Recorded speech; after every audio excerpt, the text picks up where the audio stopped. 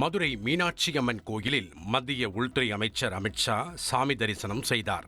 அமித்ஷாவுடன் மத்திய இணையமைச்சர் எல் முருகன், பாஜக மாநில தலைவர் நைனா நாகேந்திரன் ஆகியோரும் வழிபாடு நடத்தினர்.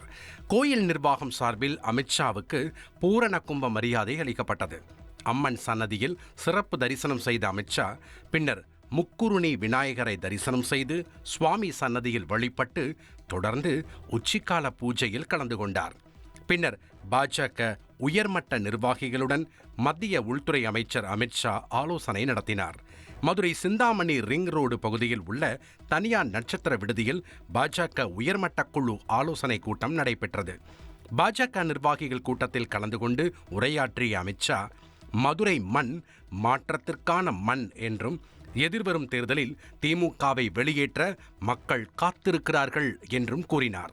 2024 ஒடிசாவில் முழு பலத்தோடு பாஜக ஆட்சி அமைத்தது. ஹரியானாவில் 3வது முறையாக பாஜக ஆட்சியை கைப்பற்றியது என்று கூறிய அமித்ஷா, மகாராஷ்டிரா தேர்தலிலும் இதுவரை இல்லாத அளவுக்கு மிகப்பெரிய வெற்றியை பாஜக பெற்றது என்றார்.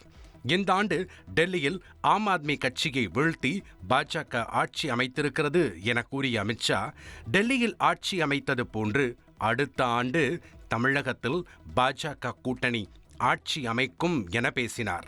10% தேர்தல் வாக்குறுதிகளை கூட திமுக நிறைவேற்றவில்லை என குற்றம் சாட்டிய அமித்ஷா, திமுக ஆட்சியை அகற்ற வேண்டும் என்பதில்தான் பாஜகவினரின் சிந்தனை இருக்க வேண்டும் என தெரிவித்தார். உடனே சப்ஸ்கிரைப் பண்ணுங்க.